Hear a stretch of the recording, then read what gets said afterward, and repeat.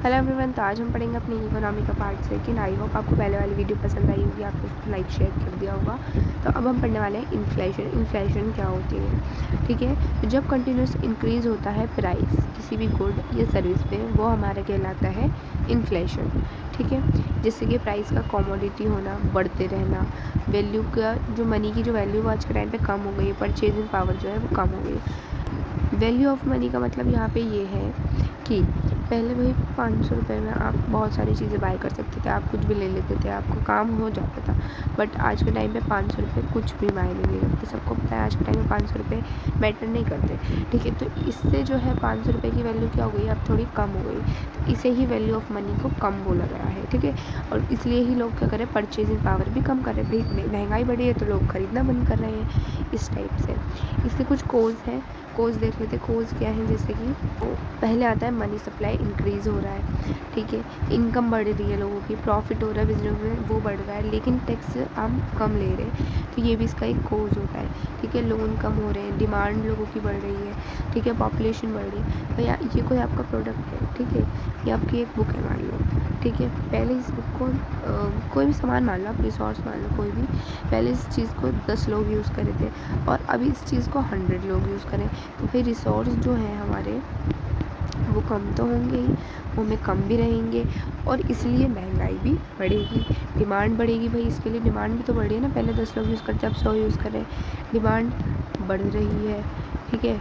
और जो प्राइस हैं वो भी बढ़ रहे हैं, और इससे क्या हो रहा है, महंगाई भी बढ़ रही है। और रिसोर्सेज क्या हो रहा है, रिसोर्सेज कम हो रहे हैं, ठीक है। इन्हीं रिसोर्सेज को पहले 10 लोग यूज़ करते हैं, आज इन्हीं को 100 लोग यूज़ कर रहे हैं, तो रिसोर्स कम पड़ेंगे ना फिर। तो इसके बाद फिर आता है सप्लाई चेन इफ़ेक्ट करती है, टैक्स बढ़ाती है, ठीक है। थर्ड आता है आपका क्रूड ऑयल का बढ़ रहा है, ठीक है। डिज़ास्टर हो जाता है, कोई भी कोविड है जैसे कि एग्जांपल, डिज़ास्टर में आता है आपकी नेचुरल चीज़ें, कॉस्ट बढ़ी है, रॉ मटेरियल पे स्ट्राइक बढ़ रहा है, ठीक है। इलेक्ट्रिसिटी ज़्यादा हो रही है, बढ़ रही है वो भी, ट्रांसपोर्ट ज़्यादा हो रहा है, ठीक है। और लेस मैकेनिज्म यूज़ कर रहे हैं हम, लेस मैकेनिज्म हो रहा है मतलब, ठीक है। टाइप्स ऑफ इन्फ्लेशन क्या है, इन्फ्लेशन के टाइप्स क्या हैं, देखो। डिमांड पुल कर रही है, कॉस्ट पुल और स्ट्रक्चर, ये आपके इन्फ्लेशन के 3 टाइप हैं, ठीक है। इसमें हम स्ट्रक्चर देख लेते हैं, थोड़ा जूम कर देते हैं, मैं आप लोग देख लेना। स्ट्रक्चर में हमें क्या बताया कि इसमें इनसफिशिएंट प्रोडक्शन होगा, यानी कि जो भी प्रोडक्शन हो रहा है वो आपका कम होगा, भरपूर मात्रा में नहीं होगा। और अगर प्रोडक्शन कम होगा तो सप्लाई भी कम होगी और प्राइस तो कब बढ़ेगा, ठीक है। फार्मर्स को कोई भी दिक्कत आती है, फ्लड, ड्रॉट या सीड्स को लेके, तो ऐसा क्यों है, लेक ऑफ ट्रेनिंग है, ठीक है। जिसके लिए सरकार ने एक किसान कॉल सेंटर बनाया, क्रेडिट कार्ड जिसको कहा गया है, ठीक है। ये इसके हेल्प के लिए बनाया गया था। फिर आता है आपका लैक ऑफ गवर्नमेंट पॉलिसीज़, तो गवर्नमेंट पॉलिसीज़ कम हो रही है। भाई बनाती तो है सरकार, लेकिन लोगों को उससे इतना प्रॉफिट नहीं होता, तो अब सरकार ने भी बना नहीं रही है इतनी पॉलिसीज़, बल्कि निकालती ही नहीं है सरकार। एमएसपी जिसका मतलब है मिनिमम सपोर्ट प्राइस, तो एमएसपी क्या है, मिनिमम सपोर्ट प्राइस है, ठीक है। लैक इम्प्लीमेंटेशन प्रॉपर्टीज़ हो रही है, यानी कि वो भी कम हो रहा है, सप्लाई चेन अफेक्ट हो रही है, ठीक है। फीडबैक हो रहा है जो है वो भी अफेक्ट हो रहा है, ग्राउंड लेवल इम्प्लीमेंटेशन हो रहा है, ठीक है। इन्फ्लेशन, इन्फ्लेशन को पॉजिटिव वे भी है इसका एक, और एक है आपका नेगेटिव। पॉजिटिव में आपका आता है बिजनेस, फार्मर और डेबिटर्स को, इनको फ़ायदा हो रहा है, डेबिटर्स को, ठीक है। लेकिन वही नेगेटिव की बात करें तो अनएम्प्लॉयमेंट बढ़ा है, अनस्किल्ड लेबर है, ठीक है, लिमिटेड सैलरी है, और क्रेडिटर्स जो हैं वो इसमें आते हैं, उन्हें यहाँ पर लॉस हो रहा है। तो यहाँ पर हम पढ़ेंगे अदर टाइप ऑफ इन्फ्लेमेशन क्या है, क्रीपिंग, जो महंगाई है वो बढ़ रही है 0 से 3%, इतनी 3% की जो है क्रीपिंग वहाँ पर यूएसए में देखी गई है। वॉकिंग यानी कि महंगाई जो चलती ही जा रही है, ठीक है, 3 से 10%। इंडिया में आप देख सकते हो कि महंगाई मतलब चलती ही जा रही है। रनिंग यानी कि महंगाई जो है बहुत तेज़ी से हर साल बढ़ रही है, ठीक है। उसका कोई भी मतलब किसी एक चीज़ पर ही वो महंगाई हर साल बढ़ रही है, 10 से 20% बढ़ रही है, ठीक है। जंपिंग यानी कि उछलती महंगाई जिसे कहते हैं ना, चाइना और जापान में देखने को मिल रही है 20 से 100% तक। देख लो कितनी ज़्यादा महंगाई जो है ऊपर जा रही है। हाइपर 100 से 20%, यानी कि ये भी बहुत ज़्यादा हाई जा रही है, यानी कि हर साल हर महीने इस पर महंगाई बढ़ रही है। और इसी कारण की वजह से जो हमारे लो और मिडिल क्लास के लोग होते हैं उन्हें बहुत ज़्यादा प्रॉब्लम फेस करनी पड़ती है, ठीक है। Method of reduce inflammation, inflammation को हम कम कैसे कर सकते हैं, तो प्रोडक्शन और सप्लाई को बढ़ाकर। अगर हम प्रोडक्शन और सप्लाई बढ़ाएं, कोई चीज़ है अभी हम 2 बना रहे हैं, ठीक है, तो उन पे महंगाई है, ठीक ठीक है। लेकिन वहीं अगर वही चीज़ हम 4-5 जगह में बांटें और उसको सप्लाई करें, प्रोडक्शन भी बढ़ेगा और सप्लाई भी बढ़ेगी, तो जो महंगाई जो कंटिन्यू बढ़ी है वो कैसे हो जाएगी, कम हो जाएगी। नेक्स्ट आता है टैक्स को इंक्रीज़ कर देना चाहिए, ठीक है। CRR, करंट रेपो रेट, ये एक ऐसा ब्याज दर होता है जो आपका फाइनेंशियल बैंक होता है, केंद्र बैंक, वो अपना क्रेडिट करता है। और SLR जो है वो होता है स्ट्रेचरी लिक्विड रेशो। इसमें जो आपके बॉन्ड्स होते हैं, मतलब जो भी बैंक है, ठीक है, उसके पास ना एक फ़िक्स अमाउंट में पैसा रखा होना चाहिए, वो आपका SLR होता है, ठीक है। फिर आता है प्राइस कंट्रोल होने चाहिए, स्टेपेज ऑफ ब्लैक मार्केट, जो काला धन वाला काम होता है ना, उसको रोक देना चाहिए, उसके लिए हमें कुछ स्टेप्स लेने चाहिए, सेविंग को प्रमोट करना चाहिए, ठीक है। फिर आता है मेजरमेंट ऑफ इंफॉर्मेशन को हम मेज़र कैसे करते हैं, तो इसमें ये 2 तरीके से होती है, WPI और CPI। WPI आपको होता है होलसेल प्राइस इंडेक्स, और वहीं CPI होता है कंज्यूमर प्राइस इंडेक्स। इसमें क्या होता है, कॉमर्स इंडस्ट्रियल मिनिस्टर्स आते हैं और इसमें आपका लेबर एम्प्लॉय मिनिस्टर्स आते हैं, ठीक है। तो ये आपकी चलती है पीयूष गोयल के द्वारा, आप याद रखना, ये इंपॉर्टेंट है।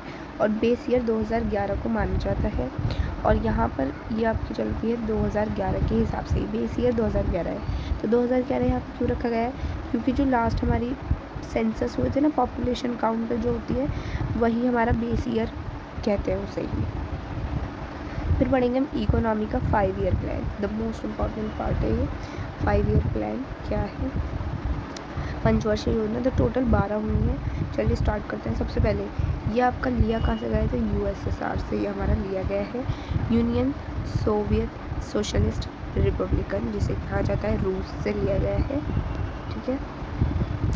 इम्प्लीमेंटेशन कैसे हुआ इसका, 2 तरीके से, वर्ल्ड वाइड और इंडिया, ठीक है, 2 तरीके से इसका इम्प्लीमेंटेशन हुआ। USSR ने 1928 में चला जोसेफ स्टैलिन के द्वारा, और इंडिया में देखा जाए तो 2 बार ऐसे, फर्स्ट सबसे पहले जो चला वो आपको चला 1951 से 56 तक, ठीक है, और लास्ट आपकी 2012 से 2017 तक चली है, ठीक है। और 2012 से 17 तक किसने चलाई, 12 में UPA ने चलाई थी और 17 में NDA की सरकार ने चलाई थी, और ये स्टार्ट किया था यूनियन प्रोग्रेसिव अलायंस, कांग्रेस के द्वारा, ठीक है। उस टाइम पे UPA ही कांग्रेस हुआ करती थी, इसलिए UPA लिखा है, ठीक है। तो इसका ऑब्जेक्टिव क्या था, ऑब्जेक्टिव था इसका इम्प्रूवमेंट ऑफ इकोनॉमिक डेवलपमेंट करना, ठीक है, गरीबी को कम करना, ठीक है, अनएम्प्लॉयमेंट को कम करना, ठीक है, और वेलफेयर स्कीम्स चलाना जिससे लोगों को फ़ायदा हो सके, सेल्फ रिलायंस करना, ठीक है। पहले अब हम पढ़ेंगे फर्स्ट 5 ईयर प्लान था क्या, तो 1 अप्रैल 1951 से लेके 31 मार्च 1956 तक ये हमारा चला, पूरे 5 साल। मॉडल इसका रखा था हिराल्ड डोमर ने, ठीक है, ये आपका इम्पॉर्टेंट है कि फर्स्ट में देखो, ठीक है। फिर टारगेट है इसका 2.1, इसका टारगेट रखा गया था, और अचीव कर लिया था 3.1 में, तो हम इसमें सक्सेसफुल रहे थे। ऑब्जेक्ट तो इसका बैलेंसिंग डेवलपमेंट, जो भी डेवलपमेंट है उसको अच्छे से बैलेंस करना, मेंटेन रखना। प्रायोरिटी हमें इसमें दी थी एग्रीकल्चर को, खेती को, तो इसको कैसे प्रमोट किया गया था, 3 तरीके से एग्रीकल्चर को प्रमोट किया गया था। तो 3 तरीके क्या थे, इरिगेशन से, डैम बनाए गए, बांध, और इलेक्ट्रिसिटी, बिजली से, ठीक है। तो देख लो ये इंपॉर्टेंट, डैम से, रिवर और स्टेट। डैम में आपका था ब्यास नाम का एक बांध बनाया गया ब्यास रिवर पे, हिमाचल में। हीराकुंड में डैम बनाया गया, कहाँ पर, महानदी पर, उड़ीसा झारखंड में। भाखड़ा नागल बनाया गया डैम सतलुज नदी पे, हिमाचल में। और दामोदर नदी पर ही दामोदर नाम का एक बांध बनाया गया उड़ीसा, वेस्ट बंगाल में। Nehru give name to all 4 dams, चारों डैम्स को नेहरू ने एक नाम दिया, जिसे कहा गया टेम्पल ऑफ मॉडर्न इंडिया। क्या कहा गया, temple of modern India. Second FYP, second 5 year plan क्या था, वो था 1956 से 61 तक। बेस जो मॉडल रखा था वो रखा था PC महालनोबिस ने, ठीक है, और नेहरू जी के साथ इसका मॉडल रखा गया था। फादर ऑफ स्टैटिस्टिक महालनोबिस को कहा जाता था। इंडियन स्टैटिस्टिक्स ऑर्गेनाइजेशन कलकत्ता में हुआ, 1931 में हुआ। स्टैटिक डे भी मनाया जाता है 29 जून को। तो इसमें जो इंपॉर्टेंट डे वगैरह भी होगा ना, तो वो भी आपको उसमें मेंशन होगा, सब कुछ मिलेगा, यानी कि 1-2 चीज़ें स्टैटिक की भी आपको उसमें मिल जाएंगी, ठीक है। टारगेट रखा गया था 4.3 का और हमने अचीव किया था 4.1, तो ये थोड़ा फेल ही रहा था क्योंकि हम पूरा अचीव नहीं कर पाए थे। ऑब्जेक्टिव था इसका इकोनॉमिक ग्रोथ, ठीक है, और प्रायोरिटी हमने दी थी हैवी इंडस्ट्रीज़ को, ठीक है, आयरन और स्टील की। आयरन और स्टील को ही हमने ज़्यादा प्रायोरिटी दी थी। आफ्टर इंडिपेंडेंस स्टील प्लांट्स, तो भिलाई में हमने बनाया, छत्तीसगढ़ में, भिलाई छत्तीसगढ़ में है, जिसकी हेल्प से रशिया की हेल्प से बनाया गया स्टील कंपनी, इसकी बात करी मैं। और दुर्गापुरा लिखा है वेस्ट बंगाल में, ब्रिटेन की हेल्प से।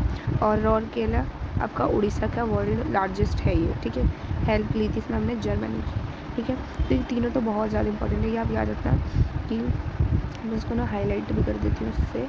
भिलाई आपके छत्तीसगढ़ से, रशिया की हेल्प से, दुर्गापुरा वेस्ट बंगाल ब्रिटेन की हेल्प से, और रौरकेला उड़ीसा की वर्ल्ड लार्जेस्ट है ये जर्मनी की हेल्प से। ये तो आप ज़रूर पढ़ लेना। बाकी 3rd 5 ईयर प्लान हम कल स्टार्ट करेंगे न्यू टॉपिक के साथ। मिलते हैं कल। वीडियो को लाइक शेयर एंड सब्सक्राइब ज़रूर कर देना। सो